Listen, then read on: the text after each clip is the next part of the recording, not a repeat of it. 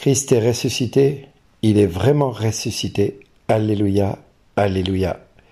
Si le monde a de la haine contre vous, sachez qu'il en a eu d'abord contre moi.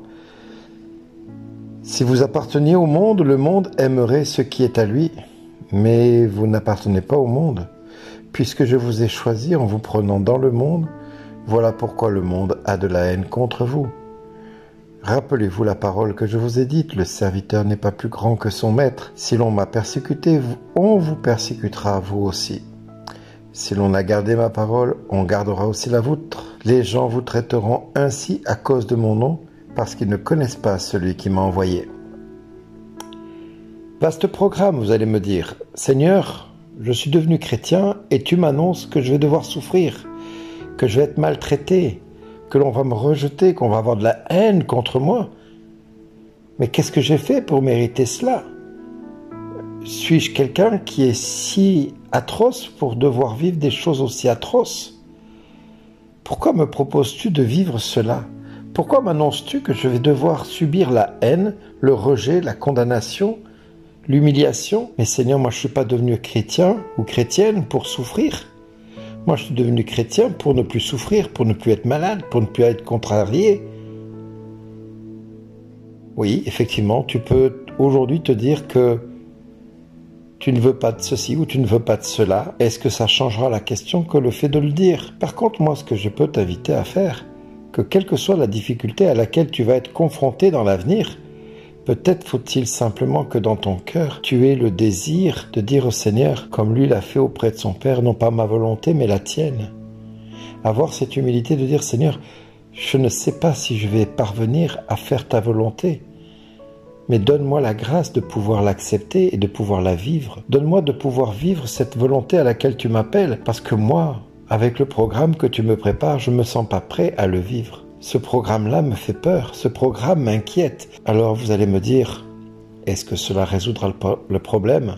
J'ai envie de vous dire que oui, sauf que ce n'est pas forcément le cas. Par contre, une chose est certaine, avec l'expérience, je me suis rendu compte que bien des fois, le fait d'être sincère avec Dieu, le fait de dire au Seigneur, Seigneur, là, moi, je ne sais pas si je vais y arriver.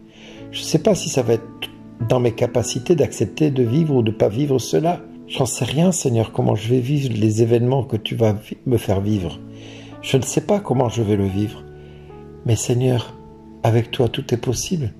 Je sais que je peux recevoir ta grâce et pouvoir vivre cet instant comme étant un moment de bénédiction. Pourquoi un moment de bénédiction? Mais parce que Seigneur, tu vas me donner la grâce, jour après jour, de vivre ce que tu me proposes de vivre dans ton évangile. Mais Seigneur, comment vais-je faire pour y arriver? Comment vais-je faire pour lutter contre cela? Alors j'ai envie de vous dire à chacun, simplement en appliquant le psaume, acclamez le Seigneur terre entière, servez le Seigneur dans l'allégresse, venez à lui avec des chants de joie.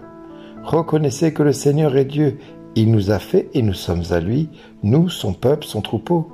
Oui, le Seigneur est bon, éternel et son amour, sa fidélité demeure d'âge en âge. C'est en écoutant ce psaume que je commence à comprendre l'évangile de ce jour.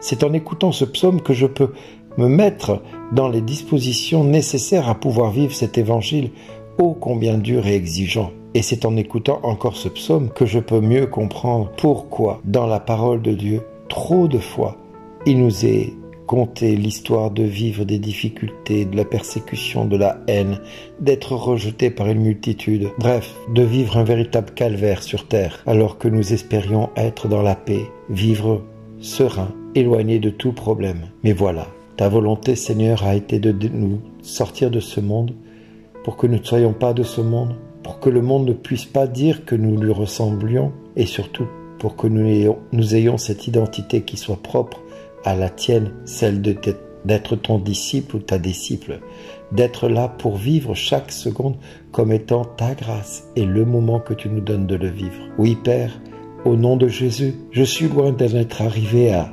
accepter ma destinée comme un cadeau et les épreuves comme une action de grâce et une occasion de te louer. Non, Seigneur, tout ce que j'endure, tout ce que je vis, tout ce que j'essaie de faire et de mettre en place au quotidien, je dois te reconnaître que je suis loin d'y parvenir. Alors vive cet évangile qui m'annonce que de la souffrance et de la persécution et du rejet, parce que je ne fais pas partie de ce monde, parce que ton choix m'a tiré de ce monde. Je dois te dire aujourd'hui, Seigneur, oui, ton choix m'a peut-être tiré de ce monde, mais mon choix aujourd'hui me fait adhérer à ce que tu me demandes. Non parce que j'en ai envie, mais parce que je veux te plaire, parce que je veux être agréable à ton cœur et que je ne veux pas te décevoir. Alors oui, je sais que ce que tu m'annonces va pas être facile, mais toi-même tu m'as montré le chemin de cette solution à laquelle tu me demandes d'aspirer, une solution d'éternité, puisqu'après la mort vient la résurrection,